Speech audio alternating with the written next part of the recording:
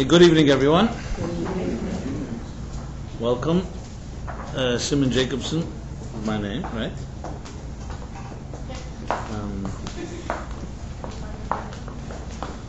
And I welcome you all, including the cyberspace audience.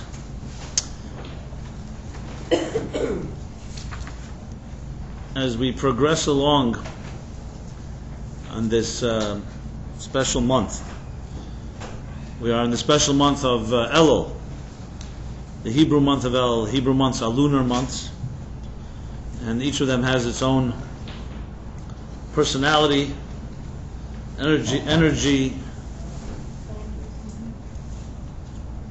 and like it is with all energy, our role is to create containers. When you create containers, the energy can manifest in your life. This today is a common concept, but it wasn't always that way. Before the discovery of electricity and atomic and subatomic and nuclear energy, the concept of energy in the universe and how we tap into it was not at all simple. So though there were those that speculated and correctly that there was enormous amount of energy within the universe, but no one knew how to tap into it. It was with when we say the discovery and developments of modern technology, in essence what modern technology really is both the understanding that within the beneath the veneer and the surface of physical existence lies enormous amount of energy. But even more importantly, technology is developing the tools and the methods to access and tap that energy. Because even if you know there's electricity, it still doesn't mean we have light bulbs and appliances and other modern comforts that required a whole different level of knowing how to generate that electricity, and more importantly, how to channel it. To the point that today it's like a given. We won't, in an urban city like New York, it is basically all our lives are driven by this energy. And then when you add into the equation, which is more recent, not electricity but subatomic energy, and you get into the cellular technology, cell phones, and fax machines, and computers, and now the internet. These are also first based on understanding that there are forces that are beneath the surface, and then developing tools to access that.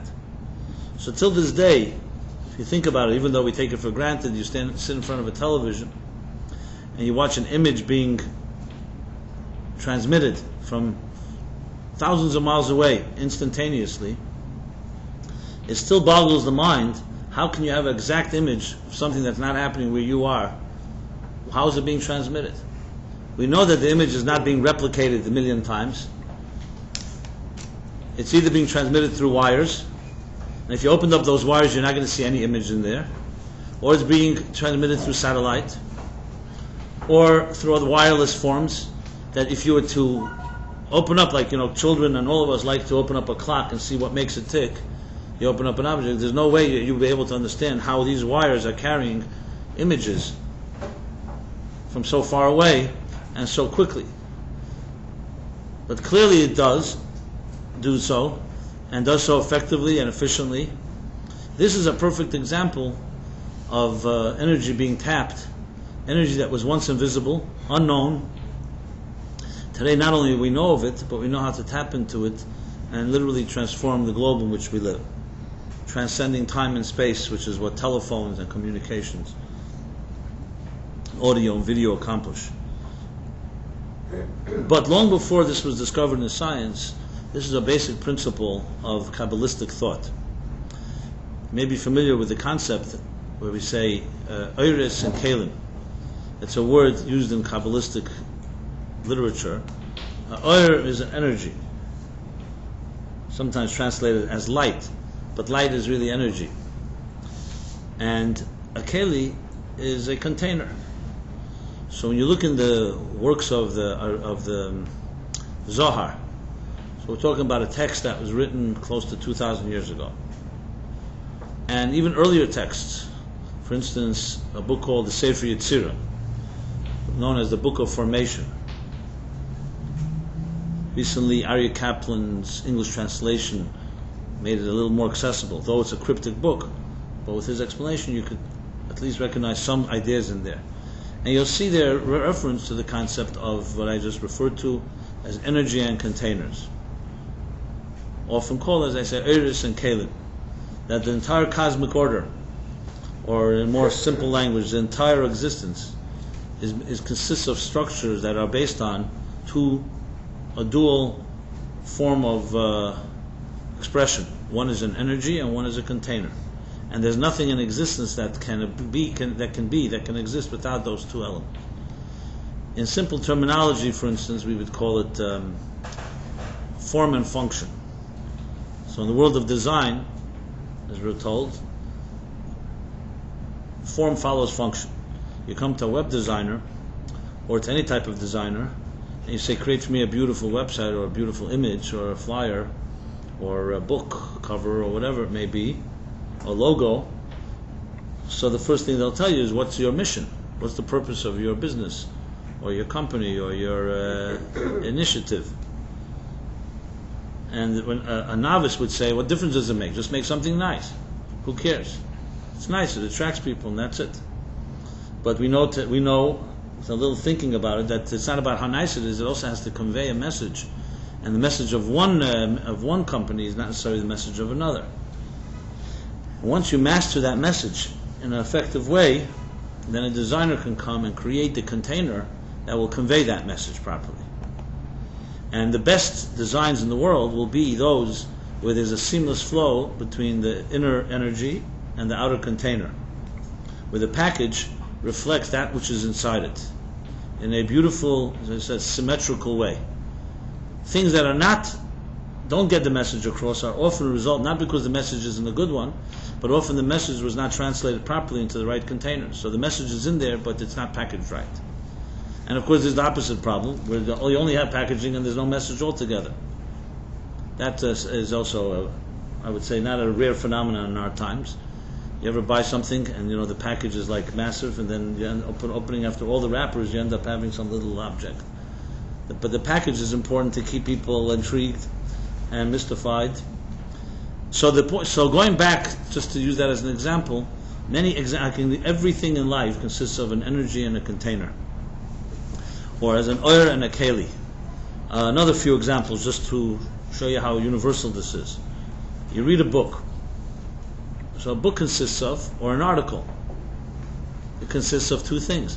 There are words that you're reading, whatever language it may be, and there's a message. There's an idea conveyed through these words.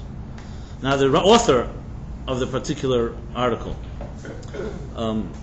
first had ideas that didn't really have words, or at least not words that were expressed on paper.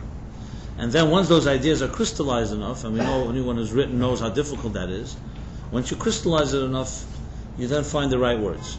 A great writer is not just someone who has great ideas, but is someone who knows how to convey them, that when you read the words, they're like they're invisible. The words are really invisible.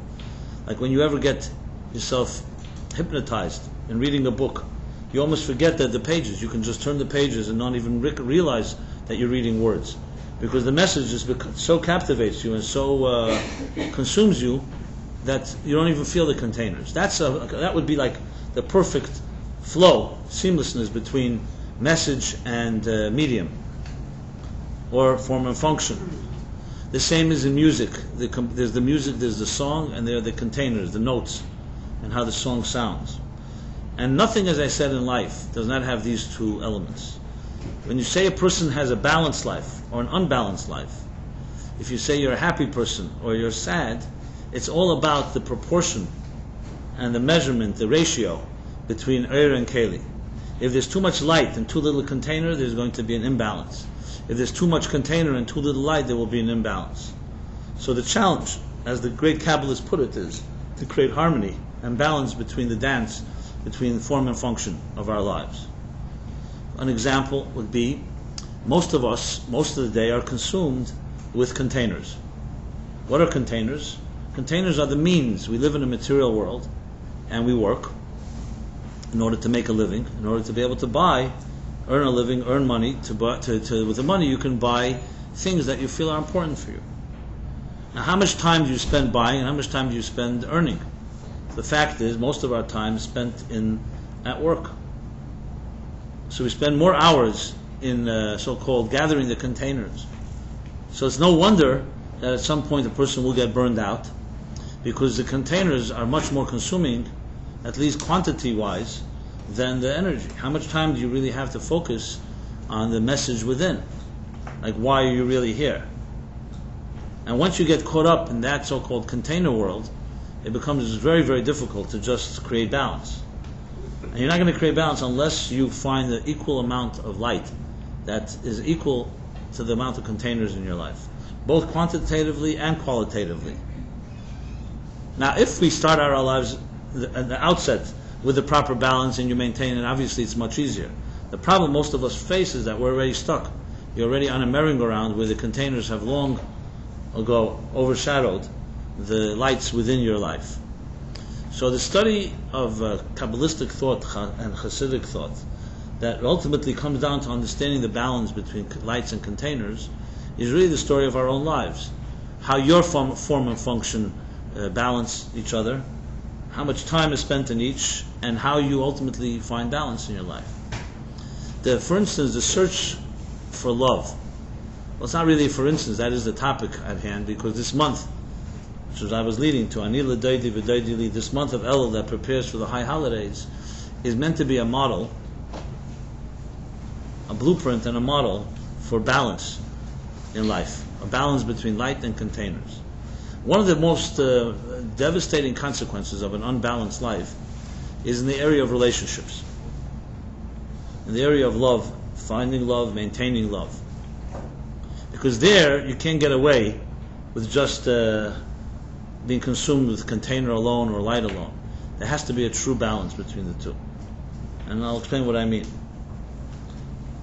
You're dealing with a relationship, first of all, you're dealing with love inside your own heart and your own needs for nurturing, companionship, love, intimacy, all the beauty and benefits that come from love.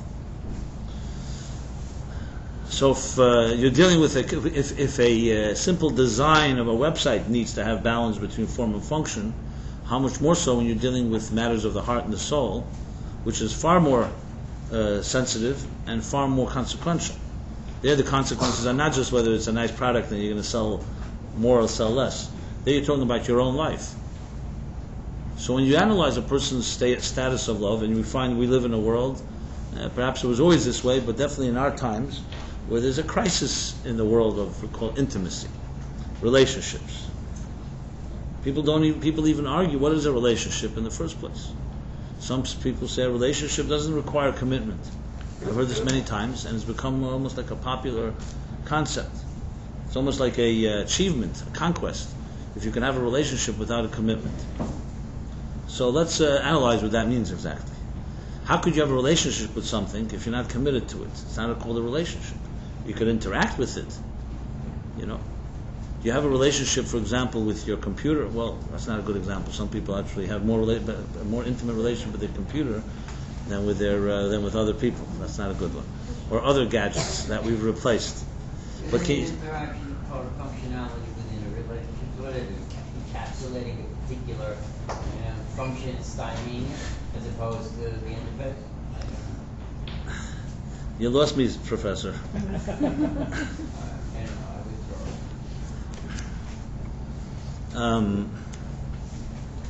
So can you have a relationship with this table, for example? I don't just mean this one. It could be that one too. So the relationship is a very, what we call, utilitarian one, mechanical one. Yes, because of this table, I could put a cup here and papers, computer, and it serves a certain purpose. But that's not a relationship. That's first of all, it's a one-way street. What does the table get out of it? Not really. Maybe if he has a table, maybe he doesn't want to be here altogether. That's number one. Number two, it's not a relationship, it's using something for your purposes. A relationship, by definition, means there's a relation. There's two things interacting with each other in a deeper way. By nature, that means a commitment. That is what commitment means. There's a commitment from one entity relating to another entity. However, when you live in an insecure world, in a world where we like to exercise control, so one of the places where that's truly exercised is in the area of love and relationships. And that is that we'd like to be the one that calls the shots, where the other person is at your mercy. And obviously the most optimal is that no one knows that you can get away with it, and it looks like a relationship, but in truth, you have nothing to lose because you're in this type of control. Many people may not admit that this is what they want, but many people really do want that because it's the safest approach. Only the other person could get hurt, never you. Well, when it comes to love and relationships, that is an impossibility, basically. So in this month we say the words Ani l'doidi v'doidi li. The month of Elul is a Hebrew name that has 4 letters, and it's an acronym for a verse in the book of Song of Songs. King Solomon writes, I am to my beloved, that's Ani l'doidi, and v'doidi li, and my beloved is to me. This, in the terms that I used earlier, Er and Keli, is the perfect symmetry, the perfect harmony between two entities. I am to my beloved, and my beloved is to me in direct proportion. Or to use the words of Proverbs, where it says, also from King Solomon, it says, K'mayim aponim l'ponim, kein lev ha'adam la'adam. As a face is reflected in water, so too one heart is reflected in another. Meaning that just as it's natural, without effort, that when you look into a clear pool of water, your face will be reflected. You don't have to make any extra effort to do that, to gain that reflection. The same is with hearts. That when hearts communicate with each other, when one heart is open, another heart will respond. Or to use the words of the middle-aged sages, they would say, Dvarim hayetzim min halev nichnasim el halev. Words that come out of the heart enter the heart, suggesting that words that come out of the mouth or the brain enter one ear and go out the other. Words from the heart enter the heart. This is a rule always. You'll say, well, many times you feel you're speaking sincerely to someone who you really care about, and it doesn't feel like you're getting through to them. First of all, how do you know you're not getting through to them? Just because they put up a veneer of armor, that could be because they're afraid, and they just learn to defend themselves because they're afraid. So that maybe you did get through, but they may not even realize it themselves. Secondly, we don't know the matters of the heart in general. Sincerity has a power, and has a power that we do not always recognize.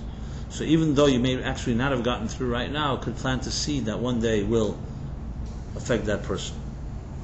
And thirdly, from a Torah perspective, the Torah doesn't say that you have to always see the reward of your efforts. You have to do your part, even though you may not see the results. You do it with your sincerity, you achieve what you have to achieve, and the rest is part of the mysteries of life and death. The hands of God, we don't always know where things will go. But to go back to the primary point is that the heart does speak to another heart. And when a person comes from that approach, with that type of sincerity, it could melt another person, even though it may take time, and even though it may not be obvious, as I just said. So when you talk about Ani l'doidi v'doidi li, that's exactly what it means. I am to my beloved is to me, is this reflection that human beings can elicit within each other when there is a heartfelt experience. But you have to have courage. Many people do not speak from their heart, not because they don't know how to, but they're afraid.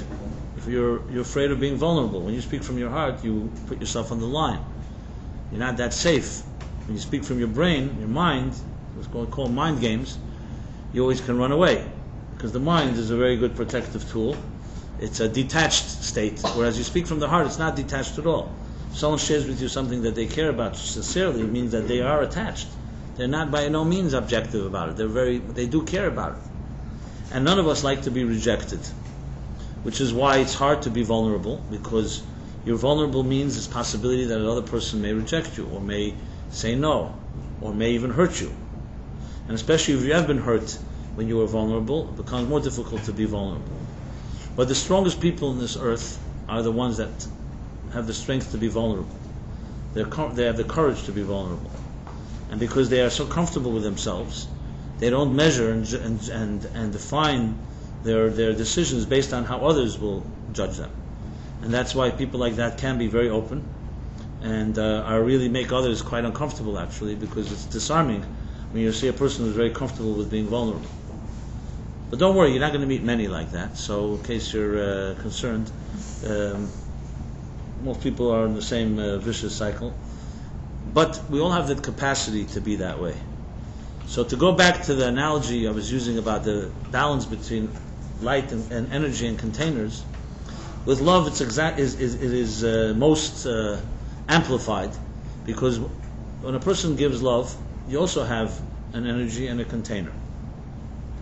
The energy is the feeling, and the container is the way you express it, whether it's through words, or through a hug, or through a kiss, or through another form of communication, or through a look. Now, there are people who want to give a lot of love, but they don't have their refined containers, so they don't know how to do it. So they either can scare off others that they want to give love to, or they can overwhelm others because they don't know how to offer it in a balanced fashion. This happens very often. Parents sometimes do this to children. You can kill someone in the name of love too. When you kill someone with love, what you're doing is gushing. It's an outpour. It's like a flooding of energy without containers that contain it. And then there's the other side of it. There's love that masquerades in containers, where it's all about what they like to call today sexuality. It's about technique. It's not about feelings. It's about technique, pleasure. Now, intimacy, of course, is connected to pleasure, but if it's driven purely by pleasure and doesn't necessarily have a relationship, which means it maybe feel safe for some people, then you have containers that have taken over and there's no real emotions. Yeah, emotions that can, for the moment, and so on and so forth. So for love to truly flourish, you need to have both in a very balanced fashion. This is one person on your own. When you're talking to two people, the balance is even more important, because then it's two people, and both of them have lights and containers, energies and containers. So Anila Deidi V'Deidi Li is saying, I am to my beloved, and my beloved is to me, means that I have my energy and containers, the other person has their energy and containers, and the goal here is to fuse the two in a way that there's a seamlessness that also does not compromise the individuality of each of them. Because another challenge in a loving relationship is, where does individuality begin and where does it end? And where does the common interests and love take over? You'll see, for instance, people will say, yes, I love my spouse, I love that person, but I had to give something up for that love. I had to give up my independence or my individuality. But I got something in return that was worth it. You'll hear this statement quite often. Others will say, I don't want to give up that individuality, therefore, if that's what it takes, I'm not ready for that. Now, both these scenarios are suggesting that when you love another person, there is a need to compromise. And it seems to make sense. You're living on your own as a single. You don't need to compromise anything. You do what you want at your own schedule. You want to squeeze the toothpaste from the middle, fine. You don't want to, also fine. All these very important statements of individuality are yours to determine, and nobody tells you what to do. Whereas a relationship, immediately, even if it's a great person, there's another to consider another person's opinion. They may not agree with what you want to do. They may have a different approach. And if you're living under the same roof, you share resources, and people use resources differently. So there are many areas where seemingly impossible. How do you get around the fact that you seem to have to compromise? So most people will give the answer is, it is an element of compromise. As long as it's not a compromise in fundamental areas of my life, that's what love is about. Just don't take yourself that seriously. In some areas you give, and there's a give and take. If it requires compromising your sanity, or compromising your right to be, then it's an abusive relationship. Excuse me. As long as it's not abusive, that your so-called dignity is not compromised, then yes, relationships, that's a relationship. It's a give and take, and not necessarily feel like you lost something. That's the common explanation of how a relationship works. If it works, mind you. If it doesn't work, obviously there will be elements of abuse, elements of this imbalance, where one person is taking more and the other person is giving. You have what we call enablers and pleasers and codependents. There's a lot of names that we have in modern psychology for different types of relationships. And then, of course, there's people play out the roles that their parents played out. This one's the passive one, this is the aggressive one. And then we also have, of course, a passive-aggressive. And if you really read some modern psychology, there's already passive-aggressive, and there's passive-aggressive-passive, and passive-aggressive-aggressive. Figure it out. It's called hiskalulus. And I'm sure it goes many different levels, layers. So, however, as we'll soon see, from the month of Elul, you'll discover that there's a place where individuality and love meet without any way compromising one another. And the reason we have difficulty to relate to that is because our axioms, our so-called principles, our initial principles of how we see these things are limited. So let's talk for a moment about this thing called individuality and the common good. So in history and politics, especially government, this has been a debate from the beginning of time, literally for thousands of years. When the first bonds between human beings began to develop and establish communities,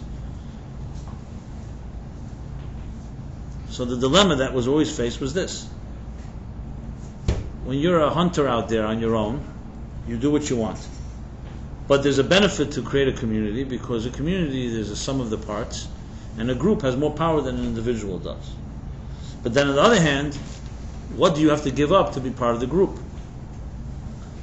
So initially, this was a struggle within small communities. But then when the first governments were established, this was a great dilemma. So one argument went that, look, the common good has to always override the individual good. And yes, if individuals want to coexist, they have to give something up, because then they have more power, because they're a group. So the group will override the individual. This later, years later, would be called socialism. Then there's another attitude, which was, no, the individual is more powerful than any group. The group has some power in order to just enhance the individual, but as soon as the group starts telling the individual what to do, it undermines the fundamental right of every person to choose. And there were different forms and fashions. There's the libertarian version of it, an extreme, or the democratic version of it, which is e pluribus unum, which we have on our stationery, from the many one. United States, it's called United States, and the states had many battles between each other, and they still do. But they found common interests that it's worth our while to unite as states. And at the same time, they wrote elaborate laws how the states maintain a certain element of independence to a certain point. When it comes, however, to, let's say, a challenge to the entire entity, the states have to unite.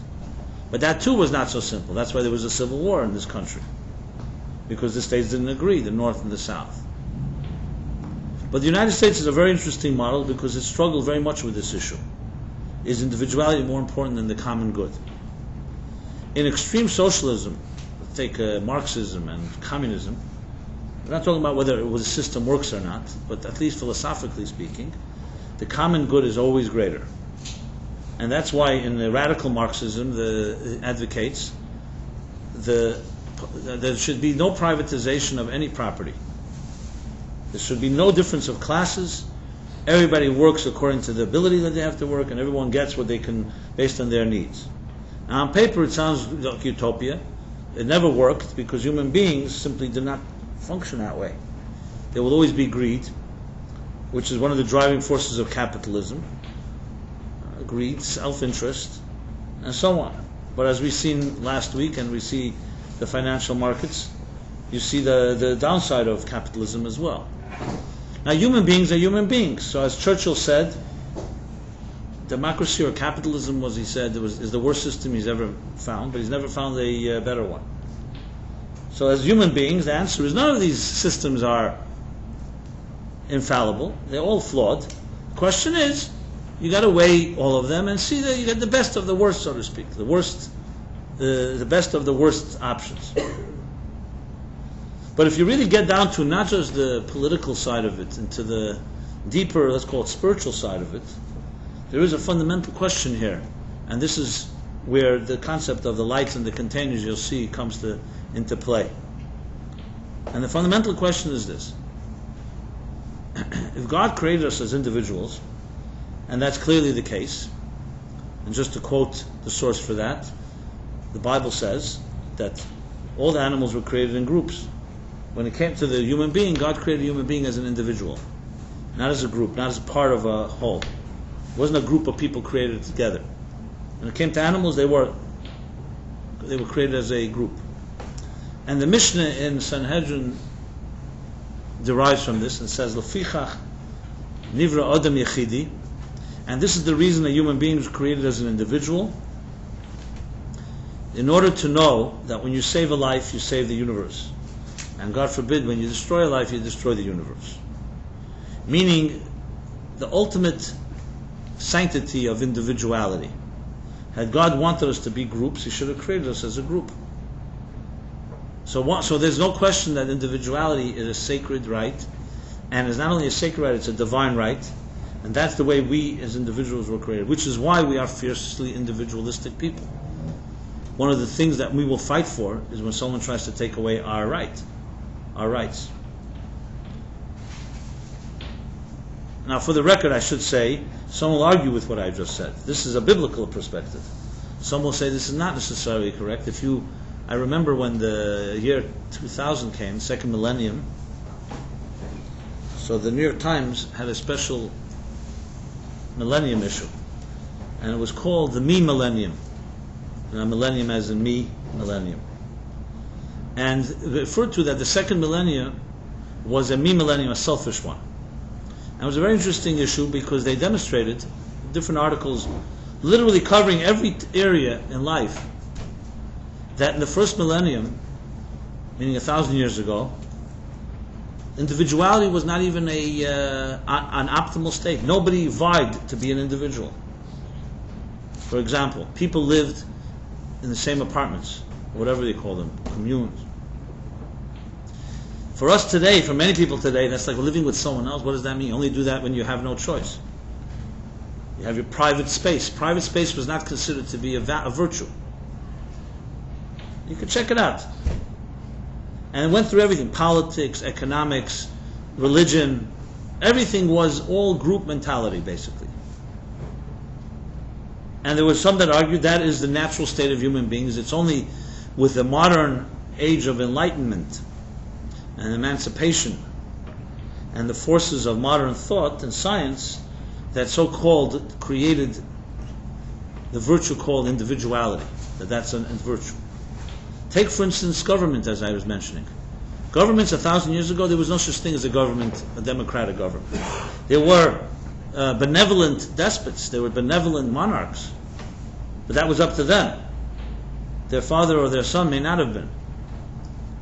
Basically, there were a few people who were considered to be, some consider themselves closer to God and chosen by God, and they wielded absolute authority over everyone else. This was common in the Western world, in the Eastern world, everywhere. There was no such thing as individuality altogether. Which, for the record, is critical to know because Jews never embraced any of those systems. You could even say this is one of the reasons that Jews were always persecuted, because Jews always embraced individuality. They never bought into group mentality. And if you need For me to demonstrate, I'll demonstrate in a very obvious verse. Everyone knows the book of Esther. It's a famous story where Haman plotted the genocide of the entire Jewish people under the leadership of Ahasuerus, the king of Persia, who ruled over 127 countries. He was the superpower of the time. Persia had conquered Babylon before that, and now Persia was in control of the major population that stretched all the way from, as they say, Haidu, India, all the way to Kush, which is like Ethiopia. So across that whole peninsula from India all the way through the Middle East to Africa, which was the center of the major population, at least in the Western world. So what's the expression there when Haman, finally the straw that breaks the camel's back, when he comes and he complains and tells Ahasuerus, we have to destroy this nation? So the story goes, what happened? Mordechai, the Jew, Yehudi, refuses to bow to Haman as all the others did. Haman was given particular powers by the king, and everyone bowed to him. And Mordechai la yichre v'la yishtachve. Mordechai refused to bow in any shape or fashion to Haman. So it's interesting what Haman says. Haman doesn't come and say, Mordechai is defying the rule of the king and he's not bowing to me. Haman says these words. He says, Yeshnei am echad, tells the king, there's among your nation, your empire, of the 127 countries, there's one nation, a peculiar nation. There's one nation here that's spread out among all your countries, all your peoples, and their religion, their faith is different than all others. Now if you think about this, what does that mean? What do you mean? And other people's faith was not different than all the others. Why would the Jews' faith different than everyone else's? And this expression, one nation, because Haman was a smart man, he was a philosopher, he was a thinker, and he was basically pointing out, he says, this one nation refuses to conform. All others are conformists. This nation chooses to be singular. A'am echad. They have their own way, and they will not bend, no matter what. And that's why we have to destroy them from our midst. It's fascinating, I don't know if that's the right word to use, that Hitler basically echoes the same words in his Mein Kampf and his writings. And you'll find all the great anti-Semites, all of them. When I say great, I don't mean they were great people, I mean they were great in their anti-Semitism. From Martin Luther, who started out, like everyone, they all started out trying to woo the Jews. When that didn't work, they all became the worst enemies of the Jews. What does that mean? Why are you wooing them if you hate them so much? Because there was something that is very compelling about a nation that refuses to conform. Those are true revolutionaries. You always want in your team, in your army, leaders like that, people who are not afraid to be different. Avram Avinu, that was his signature personality, which is why he's called Ivri, that he stood on one side even though the whole world stood on the other. What happened to the Jewish people today, that they become conformists, is another tragedy, which is not relevant, maybe it is relevant. But Judaism in its fundamental root is absolutely individualistic and opposite of anything that's conformist. It's a myth and a stereotype. If you read in the Torah, there's no, conformity is never considered a positive thing. This doesn't mean that you have to rebel and be an anarchist, per se, but individuality is worshipped as the divine image. Just as God is one, so is each individual godly in that sense. We're not groups. But we also seek anonymity. So good. Great minds think alike. I was going to answer it. So then you ask the question, so why do we have synagogues and we call kehillas? A kehillah means a group, a community, and as you said, a minyan, a quorum, and we gather together to study and to learn and to protest and to argue. Well, let me put it in very simple terminology, but before I answer that, let me make the case even stronger. You look in the Bible, in most verses, except a few, but most, the language is in the singular. For instance, the Ten Commandments. Anochi Hashem Elokecha, I am your God that took you out of Egypt. If you know Hebrew, When you speak into a group, you don't speak the same way as you speak to an individual. In English, when I say you, it can mean you as an individual, it can mean you as a group. In Hebrew, there are different words. When you say you as an individual, you say lacha to a man, masculine, or lach to a woman. And you say lachem or lachen to a group. Shalom aleichem. Now here, all the Jews were standing at Sinai. The right expression should have been, Anochi Hashem Elokeichem. I am your Elokeichem, God, the God of all of you. It says Elokecha, as if you read the Ten Commandments, from the language it would appear only one person was standing there. Now this isn't once. The whole Ten Commandments are this way. Kabed es avicha, not avichem, not imechem, and go and on and on and on. And throughout the Torah you find constantly God's commanding and saying to Moses, and tell, not them necessarily, tell him or her, individual. There are places where it is spoken as a group, but the majority is as an individual. So the obvious question is, what does this mean? Something that's not even noticed. And the answer is, as the Medrash says, that when they stood at Sinai, every individual felt as if God was speaking to him or to her. Made no difference who else was there. That is the sign of truth. When you could be in a room with 1,000 people, but if the speaker or the teacher is touching and resonating truths inside of you, it makes no difference if everyone around you is nodding or not. Well, nodding either in agreement or nodding in sleep. If it touches you, it touches you. What difference does it make how many other people are listening to it? And if it isn't true, it doesn't also make a difference how many people are ignoring or not ignoring. Either it resonates or doesn't resonate. When you listen to music, it makes no difference if 1 million people are listening with you. Yes, there is perhaps a power when there are a lot of people dancing or celebrating together. But I'm talking about the resonating truth. If music didn't touch your heart and soul, it really would make no difference if it touched 6 billion people's hearts and souls. It doesn't do anything for you. So when they stood at Mount Sinai, each person heard one voice, and the voice that spoke to him or to her, it made no difference who else was there. So then back to the question, so why do we have the concept of a group, a community, and so on? And the answer is one word, which is also a common word today, but was not so common once upon a time ago. It's also connected to energy. It's called synergy. Synergy is not the compromise or the annihilation of individuality. Synergy is a power that's two individuals together can achieve something greater than one. So for instance, if I can lift up 100 pounds of mine on my own, and you can lift 100 pounds on your own, and we come together to lift a weight, what can we lift together? 200. No, more than that, around 220. Right, you didn't know that. The Talmud makes a whole calculation. And 3 people can lift more than 3 times the sum of the... It's more, in other words, it's not the sum of the parts. This is what we call synergy. Synergy means there's an invisible collective force that happens when 2 people come together.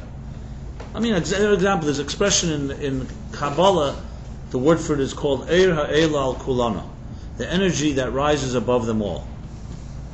It's something that is hard to understand, but it's clearly there. In words, it's very easy to understand. Let's take, I think I mentioned this a few weeks ago. You have a Hebrew name? What about you, Rebbe? Hebrew name. What's your Hebrew name? Yafa. Yafa. Okay, Yafa means beautiful, right? Did you know that? Yes. Okay. Good. So Yafa is made up of 3 Hebrew letters, Yud, Fei, Hey, right? And individually, if you only take a letter Yud, it's just a letter Yud. It's just a letter. You take a letter Fei, the second letter is a letter Fei. You take Hey, it's a third letter. When you bring the 3 together, it's not just taking 3 letters and now you have a word made up of 3 letters. You have a whole new meaning called beauty. So words are a perfect example of what we call synergy. They're more than the sum of the parts. And each word has its own meaning that is far beyond. Take the word, let's say, bracha, blessing. Or some people are called bracha. So bracha is not just 4 letters. Is that your name? Oh, okay. So bracha is not just 4 letters, Beis, Reish, Chav, Hey. it has a whole meaning. It means a blessing. It's a gift. And when you know the word, you don't even think of the letters that much. I mean, that's how you spell them, but the word has much more meaning. It's far beyond the sum of 4 letters. So the power of community in Judaism, the minyan, let's say, or when we come together, is not in any way, God forbid, to compromise individuality. It's to understand, as Hillel said, Im eina nili mili. That's the fierce individuality. If I am not for myself, who will be for me? That's how he begins the statement. But then he continues and says, Im ani la'atzmi, if I'm only for myself, ma'ani, what am I? Is he contradicting himself? Here he just said, if I'm not for myself, who will be for me? And then he says, if I'm only for myself, what am I? He's saying, if I'm only for myself. So it's not a contradiction. The first thing is, there's an individual power. Each of us is blessed with a gift. We have an indispensable contribution to make that no person that ever lived or ever will live can accomplish what you have to accomplish on this earth. As I said earlier, you were created in the divine image as an individual. But then, if you say to yourself, that's all, I'm self-contained. If I'm only for myself, and you ignore everything around you and people around you, you will also never fully actualize yourself.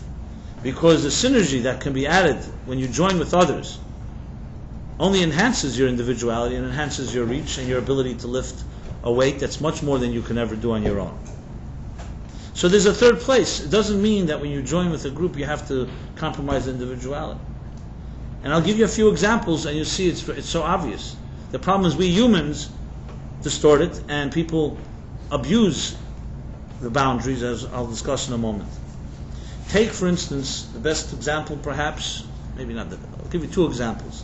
And they're both within nature, which is the best examples because nature, things are natural, they're not man-made. So man doesn't destroy them, man doesn't build them.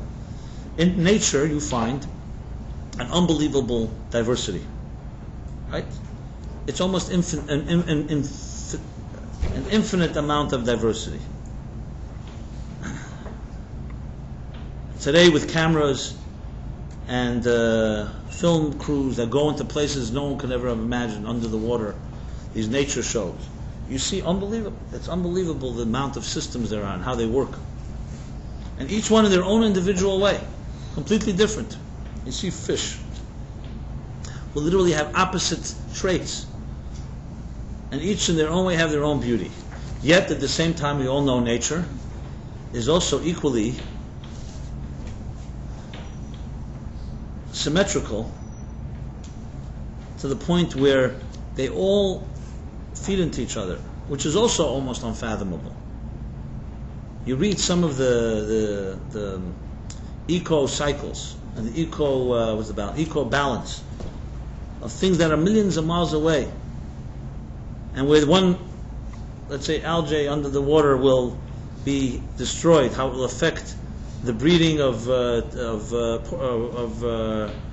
turtles 1,000 miles away, which will affect the breeding of the whales. The whole cycle of how the food chain works, of how nature works, is absolutely unbelievable. How they all know the right balance. For instance, creatures that are eaten in the largest number are the ones that multiply the largest number.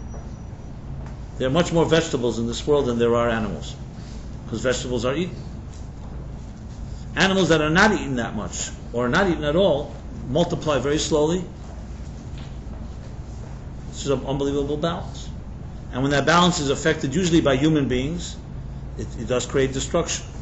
Take away the human factor, this balance is basically perfect. Are there sometimes corrections? Of course, there are storms and there are diseases, but that too is part of the balance. You know, people talk about hurricanes now in this season and the devastation they wreak. The fact of the matter is they only wreak devastation because human beings are in the way. If there were no humans on this earth, hurricanes actually are very much part of the balance. If there were no hurricanes, this earth would have been destroyed a long time ago. If you studied science, hurricanes are part of the system of creating a certain balance, just as earthquakes are and volcanoes are. The disaster is when there are humans there. And I'm not taking away from the disaster, humans living there. So yes, the earthquake or a volcano can create unbelievable devastation. not that I ever had a conversation with a hurricane, but a few years ago when Hurricane Francis, one of those, so I wrote a so-called imaginative piece based on a dream I had, which was a conversation, an interview with Francis. And that's what Francis told me, that she doesn't want to hurt anybody. It's just that people, what should she do? That people settled in places like swampland, like in New Orleans, where humans shouldn't have lived in the first place. And what is she supposed to do? So I'm not blaming humans for the devastation, but you get the idea. I told you it was a dream, so don't think I'm not going off my mind. Yeah, we have conversations with all kinds of interesting entities.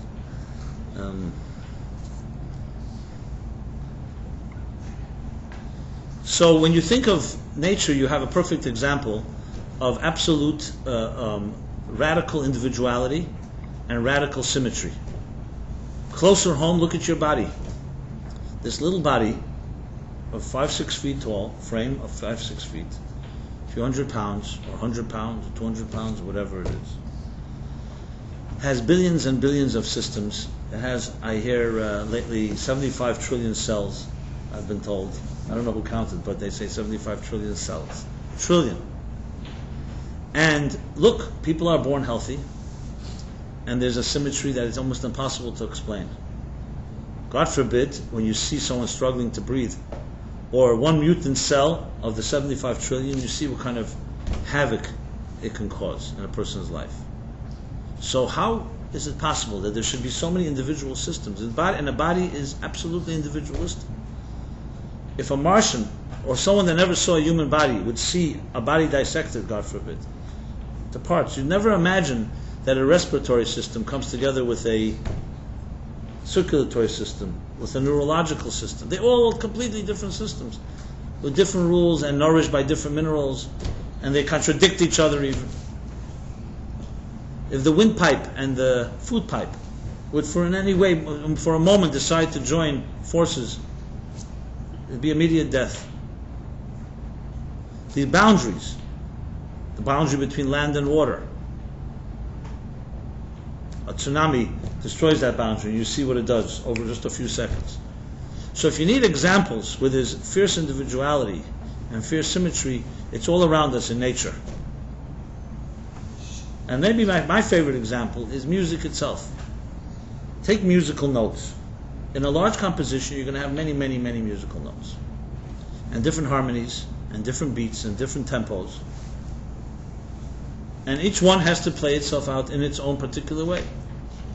If all the musical notes decided to have a convergence, a convention, and say, listen, let's all unite, it would be like all the organs in your body say, let's create some unity, we'll all become one.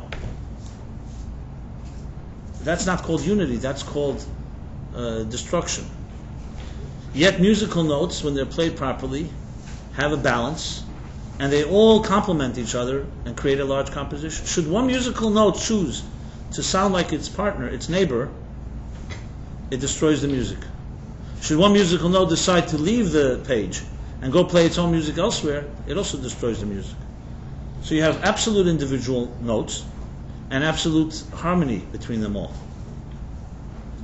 And this, as I said, is not just an anomaly. Everywhere in nature you find that, except in one place, where human choice comes into play. We screw that up, basically. Pardon the expression.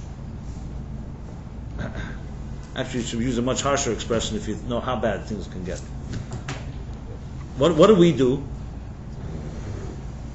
We end up being neither individualistic nor group-oriented. We end up compromising everything. The fact is, each of us is a musical note that has to play out its music, and your music is not mine. At the same time, for us to really play the music best, we all need each other. I can't play my note unless you play yours. So now look at the world and tell me what's happening. It's like musical notes. They all decided to go off on their own little journey, and once in a while you come together. The Kabbalists, in their own eloquent, poetic way, describe, and we tried to create the balance, as I began, between lights and containers. We're trying to create balance within ourselves, and then you can create balance within others. You see, the problem doesn't begin because we can't interact with others. The problem is because we can't interact with ourselves. That's what's going on. That you do not know your own individual contribution. If you know absolutely that this is your indispensable contribution that you must make, this is your mission statement in life, and it's not arbitrary, all problems would go away. First of all, you wouldn't need to seek and search for an identity. You'd know what your identity is. And once you know what your identity is, you'll always see a person who's secure with their identity can coexist with other identities. So the first challenge is, we have to discover what is my musical note. And then, once you do, you can begin to interact with other musical notes. And as long as you don't, there will be disharmony in this world, and there will not be love in your life. Simple as that. Now, I know this sounds all nice on paper. The problem is, how do you implement it? So the implementation begins in this month of Elul, which is a month of music and of love and of symmetry. And just those words, Ani l'daidi v'daidi li. I exist, Ani, and li. L'daidi li, I am daidi and my beloved. I am to my beloved, and my beloved is to me. You have two distinct entities. You don't have any suggestion here that one of them has to annihilate themselves in order for the other one to survive. Two distinct, yet they're completely searching for each other, like, as I said, a face reflecting in water. This month of Elul is a month when we have the ability to realign our lives and revisit who we truly are. And yes, you're going to have to reject and perhaps discard some of the perception of who you think you are. Because that's the first trap. The first trap is you think you're somebody that you may not be. You walked in the right moment? Always. Okay.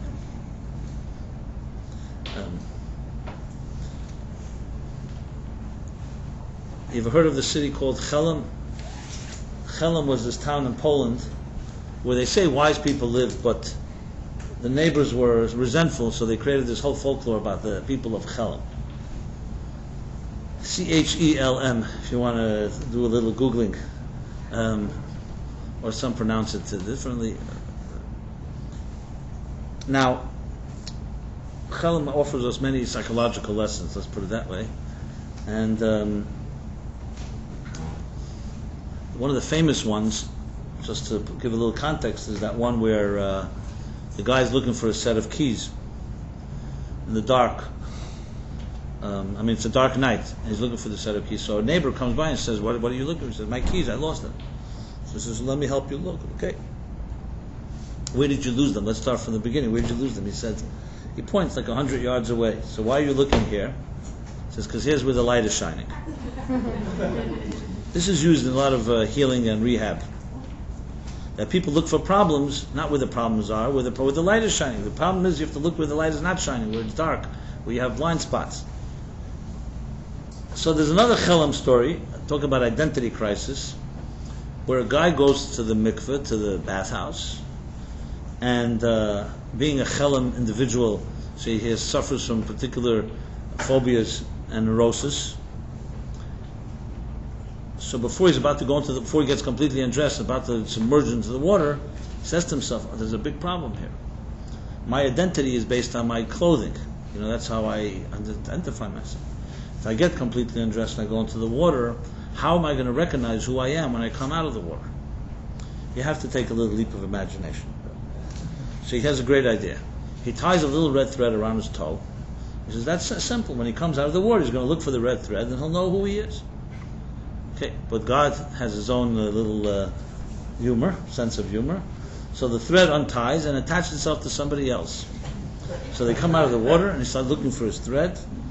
And then he sees the thread there. He goes over to the other guy and says, listen, I know who you are, but who am I? This is a Chelam story. You ever have this happen to you? Now, this is called identity issues, identity crisis. So the Kotzker Rebbe says like this. The Kotzker Rebbe puts it in this poetic way. He says, if I am I because you are you, and you are you because I am not and you are not. But if I am I because I am I, and you are you because you are you, I will be and you will be. Did you get that? In simple English, it means that if your identity is defined by another, and that person's identity is defined by you, you will not be, and that person will not be, because everyone's chasing an identity that's not their own. There's no stationary identity here. But if you are you because you are you, your identity is generated from within, not by juxtaposition or proximity with others, then you will be, and so the other person the same way will be. Now, how do you generate an identity from within? There's a big problem there, because we are our parents' children. We are subjective by nature. We live in a society that is constantly shaping our attitudes. How do you really know what your identity is in the world in which we live? How can you discover who you are? Maybe you are just simply a clone of your mother or your father. Not necessarily deep inside, but at least your behavior is such, because that's where you picked up the attitudes. So when you react to something today, is this your natural reaction, or is this a reaction that you were trained and maybe is embedded in your unconscious before you even had a choice to make? We all know children are impressionable, and we all know that many of our reactions have nothing to do with our choices. So can we even define our identity? How do you distinguish what is you and what are you a product of your environment? And if you think you're not influenced by environment, why don't you check out the budgets of some advertising firms and figure out who exactly they're targeting if it's not you and me. I used to always think advertising influences everyone else except me. But that's not the case. We are all products of our environment, and there's many ways that we are manipulated, whether we know it or not, in ways that are beyond a person's imagination. And if you want to test it a little, why don't you leave civilization for a week or two with no cell phone and no gadgets and no internet, and you'll see, you come back, what kind of culture shock you'll have. You'll actually discover there's another world that's out when you're unplugged, as they say, from the matrix. We should use contemporary metaphors. So this is not meant to be I'm not suggesting here trying to knock anyone's self-awareness. It's really an issue that we all have to struggle with. So if you want to discover your musical note, you have to first discover what it's not. That it may not be you may not be who you think you are. Let's put it that way. And to do that requires a little work. It's a little more than a little work, but it's work. And that means you have to be able to step back and look at your life and your choices as someone from the outside would look at it. That's not such an easy thing to do. First of all, as I said earlier, we're already on the merry-go-round. In the middle, we're in the rat race, so to speak. Well, that's why we have a month of Elul, which is considered to be a month of introspection, a month of so-called separating ourselves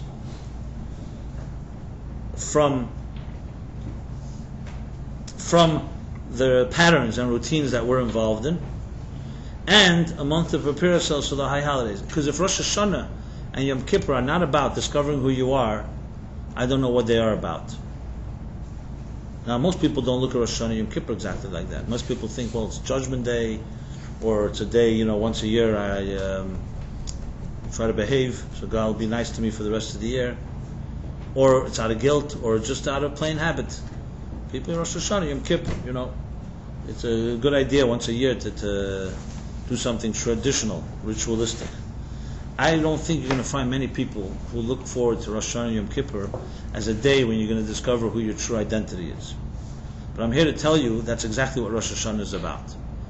It's the collective birthday of the human race, more specifically of you and me, or you and I, and each in our individuality, because Adam and Eve were created on Rosh Hashanah as individuals, and each of us is an individual that is a unique musical note that has something unique to contribute, as I said earlier, that no one ever lived or ever will live can contribute but you.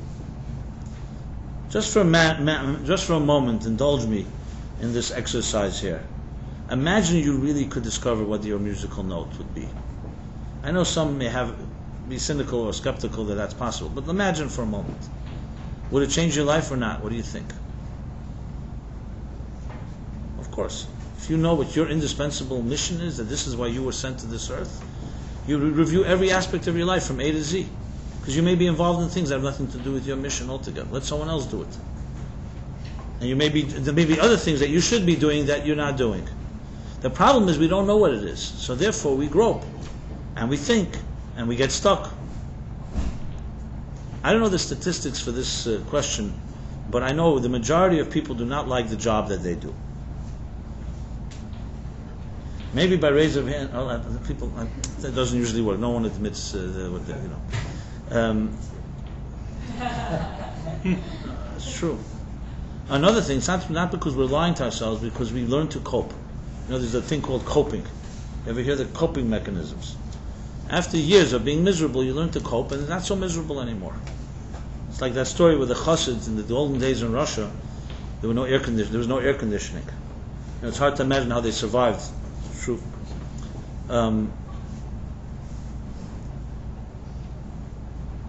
So the way you cooled yourself off on a very hot day was you went down into a basement, which was below the ground, and it was cooler there. However, there was also no electricity in those days. So there was a price to pay if you went into a basement, which meant you went into the dark. You spent a little time in the dark. So this chassid goes down on a very hot, sultry day, unbearable, goes down into this basement, and he suddenly exclaims, "It's so dark, I can't see anything." So there were a few people already in the basement there, cooling off. So they say to him, "Don't worry, you stay here a little while, you get used to it." So he said, "That's exactly what I'm worried about." And obviously he didn't stay too long, and he got out of there, while the others got very comfortable. We get comfortable with darkness. As the Baal Shem Tov puts it in memorable words, there's an expression in the Torah, "Anochi haster aster panai." God says, and my face is covered and covered, double covered. And the Baal Shem Tov says there's two types of darkness. One darkness, you know it's dark. Most of us know right now it's dark outside. And tomorrow the dawn will break tomorrow morning. But then he says there's a darkness that conceals the darkness. It's a darkness on top of a darkness that makes you think, you think darkness is light. You get so used to it, you convince yourself, or you don't even know the difference. In the modern psychology they call it denial. Well, there are other words for it and other names for it, where it comes down to where you begin to, your standard lowers to the point where your threshold for what is good is, at least it's not like someone tells me what makes a good, what do I consider to be a good day, that no disaster happened. Goodness for this person became the absence of disaster. Imagine peace of mind is absence of war. Now for many that's what happens, because when you don't have it as an entity of peace or love, is absence of hate. At least I don't have hate in my life. You can start calling that love. But that's not the case. Light is not the absence of darkness. And shalom, peace, is not the absence of war. These are forces of their own. And good is not the absence of evil. But you have to define, and you have to have, as I said, an identity to hold on to something like that. So, you ask people, do you like your job? Most people do not like the work that they do. Some will acknowledge it outright. Some will say, but it's better than not having a job. But when you begin doing this for a long time, you get used to it, you start, as I said, your threshold lowers. You think it's not so bad, everyone else is that way too. That's also a great one. Once everyone else is that way, then it's all right. At least you don't feel so bad. You're in the same boat. Right. Sinking boat. Should add.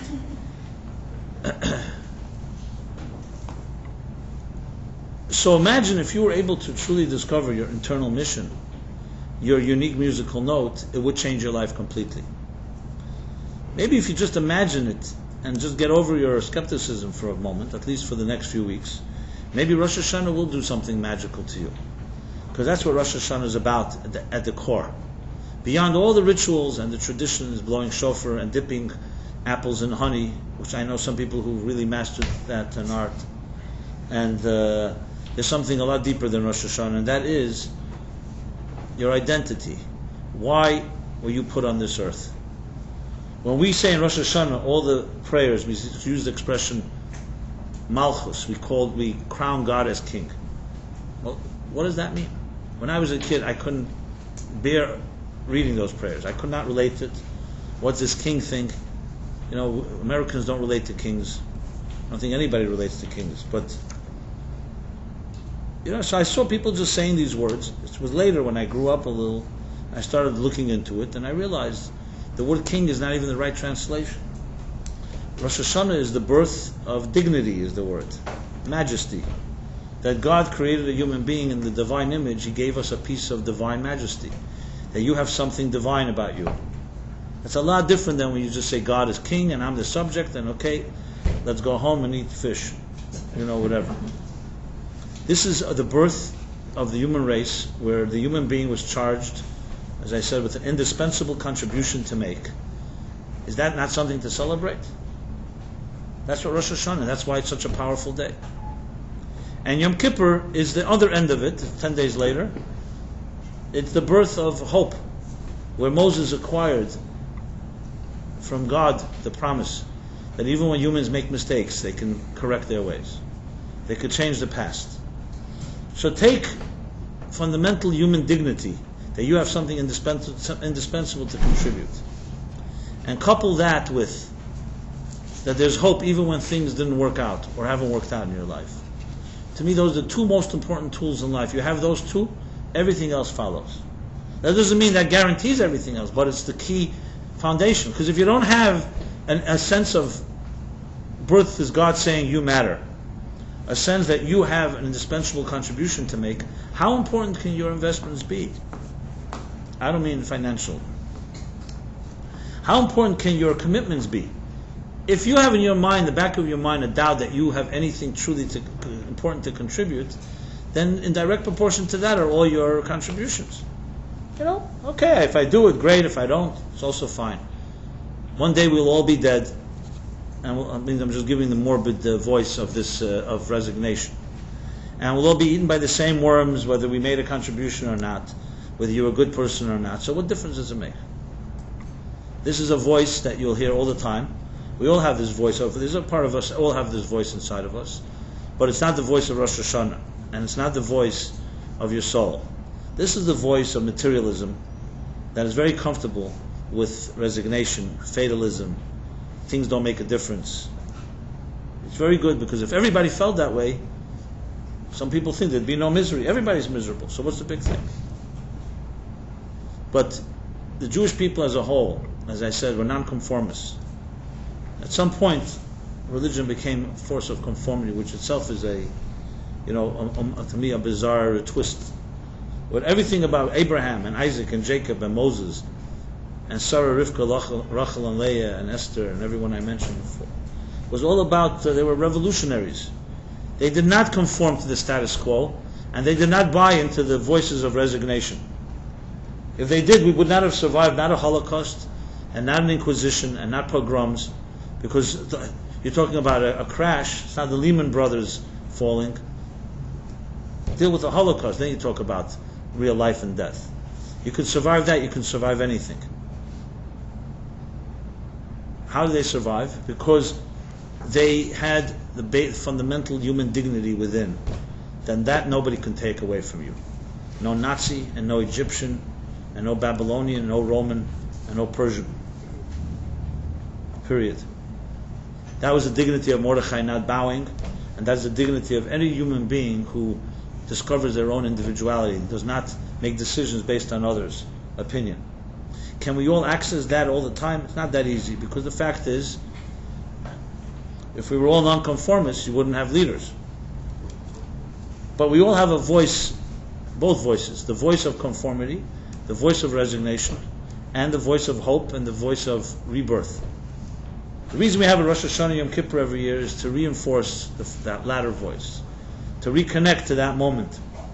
Even though there'll be plenty of challenges, but at least reconnect to that and discover that on Rosh Hashanah is your opportunity in an unprecedented way, like never before, because every Rosh Hashanah a new light comes into existence, a new energy, as I began this evening, that was never here before, giving you the strength to rediscover, revisit your mission. Rediscover your purpose of being here.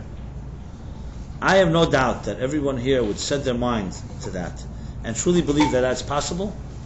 You'll know belief in possibilities makes those possibilities more of a reality. And using a businessman's expression, what do you got to lose? What's the worst scenario? That you'll get back to resignation after Rosh Hashanah Yom Kippur. Okay, so you look back to square one. Or you have something to gain. That maybe a different perception will actually open up something new. And think of the benefits of that. So that's what I submit to all of us here, to myself, to all of you, to you, to everyone, that with that attitude and mindset, you approach this month of Elul. I am to my beloved and my beloved is to me. With a sense of, you may not have that identity right now, but at least a sense of hope that you do have an identity buried in there somewhere.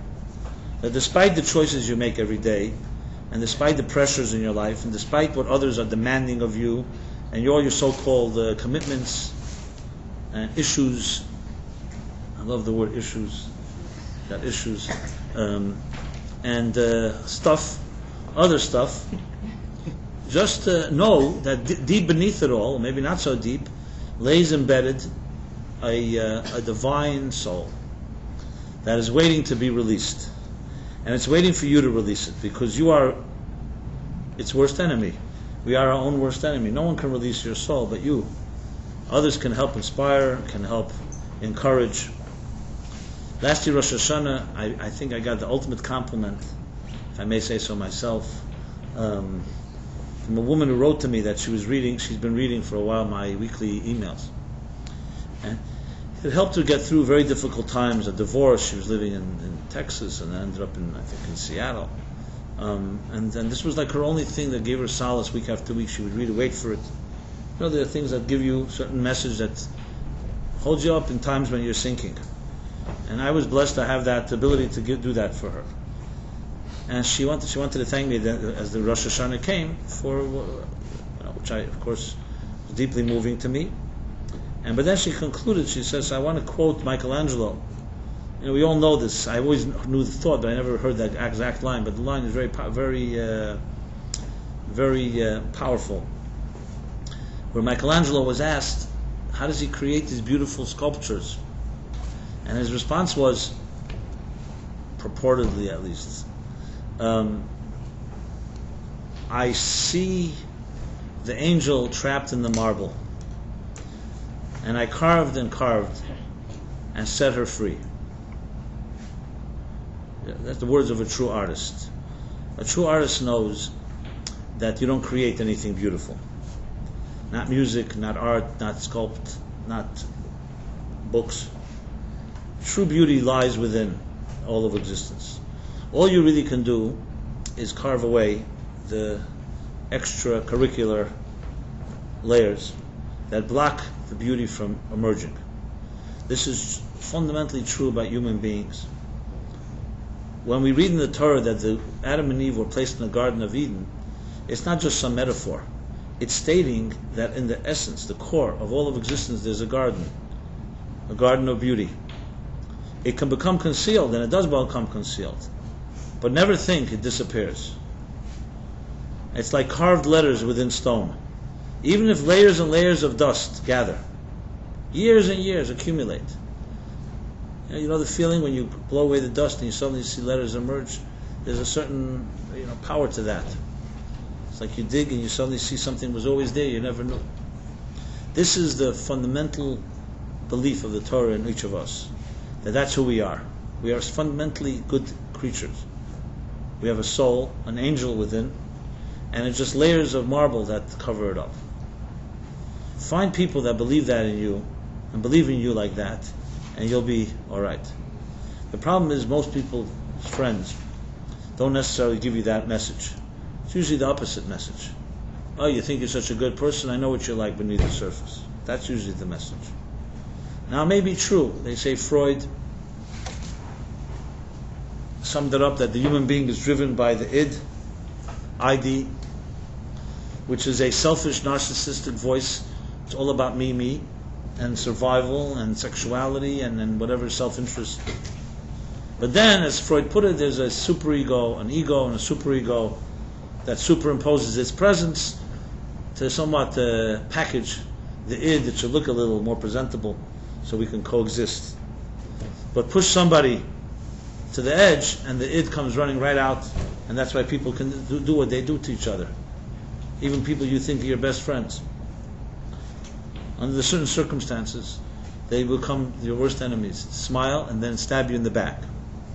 And this is the perspective, even though Freud has been under attack and constantly the different schools of thought, but this remains a very, very prevailing perspective, psychological perspective on the human psyche in our times, at least in the Western world, with all the assaults on Freudian thinking.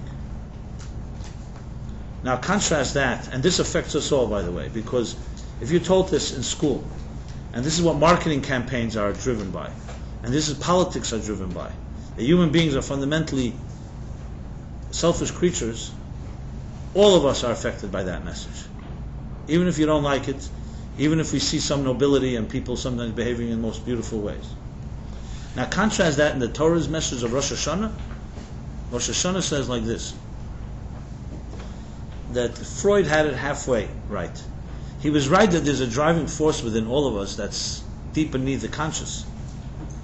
But he was wrong at but he didn't dig deep enough. See, he only dug as far as he could reach, I guess, what he discovered, the id inside of him, and especially in relationship with his mother. But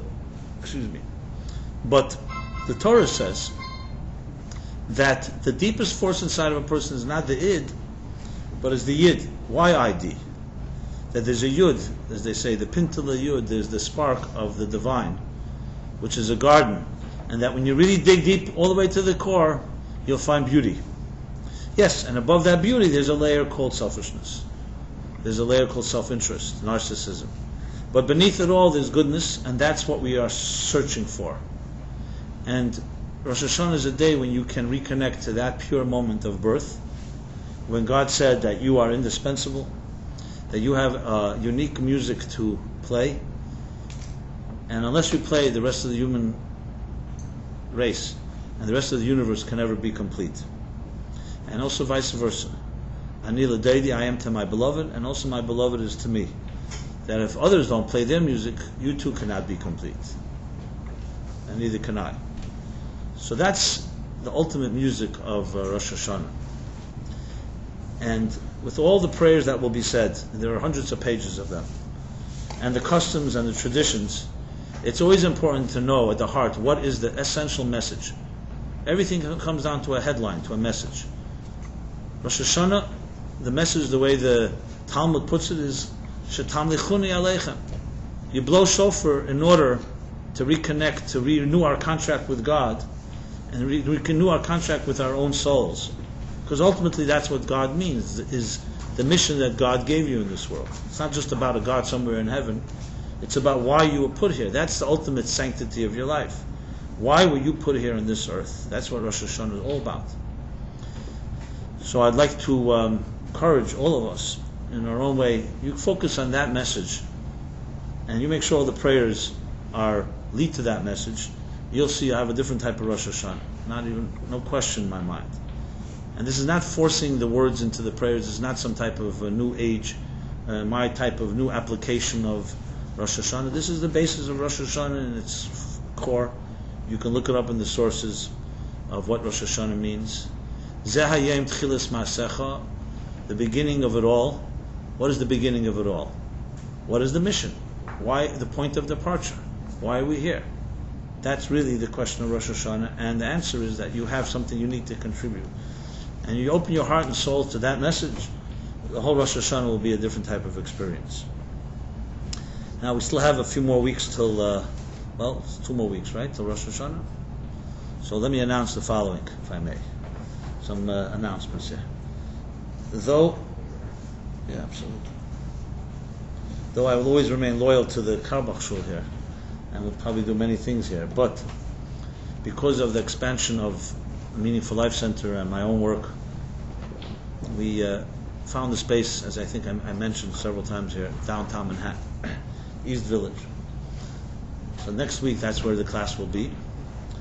And before that, just to give you a little schedule, we're going to send out a calendar, if I may. This Saturday night is the beginning of Slichas, which means it's essentially the preparation to Rosh Hashanah. Begins on Saturday night, Slichas. The Sephardim actually begin saying Slichat. These are prayers of forgiveness that you begin. Some begin at the beginning of El, but majority of Jewish communities begin this Saturday night after midnight. So by then, thank God, we have finished most of the renovations down there in the East Village. So this Saturday night at 9:30 p.m., we're going to have I'll call it a musical improvisational prelude to the high holidays. Yeah, I know it's a mouthful, but I'm going to just take some of the songs. There'll be musicians, a lot of jamming going on. You're all welcome to come.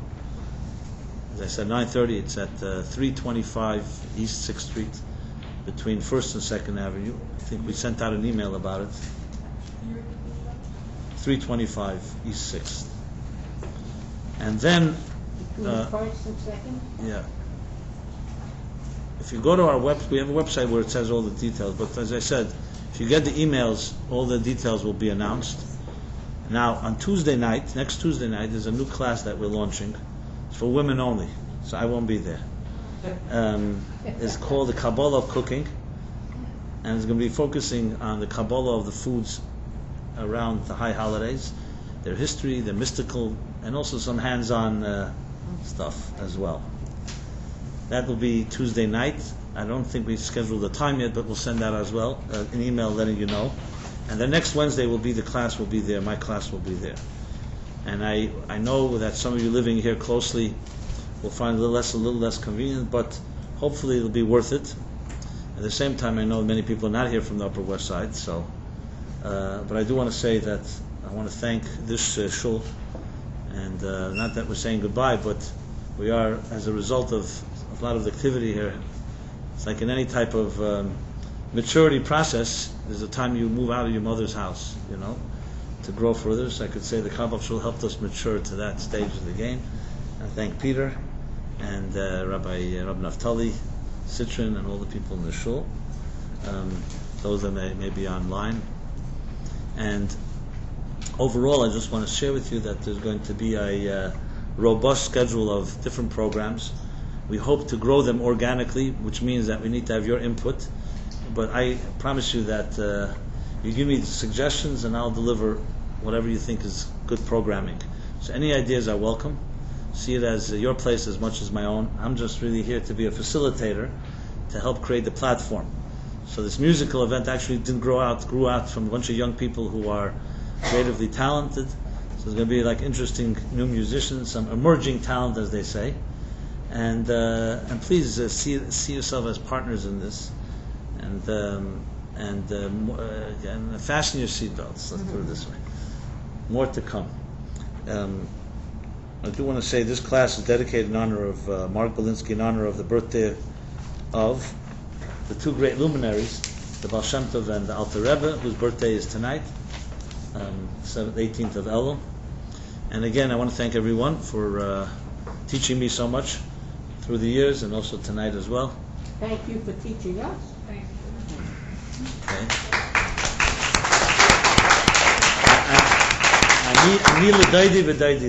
Right? I am to my beloved, and my beloved is to me. And if you have any questions, if you'd like to ask from me or Velvel Wave, who's really been instrumental in a lot of our growth. So whatever I have been blessed to be able to bring to you in this world, it will only amplify. And as I said, it's going to grow. And I welcome your thoughts, suggestions, rebuttals, ideas, and as I said, your individuality above all. So everyone have a very good night. And I look forward to experiencing many more spiritual intersections with you. I should also add, even though some of you probably know this already, I will also be doing Rosh Hashanah Yom Kippur down there, and the full regalia, the services, the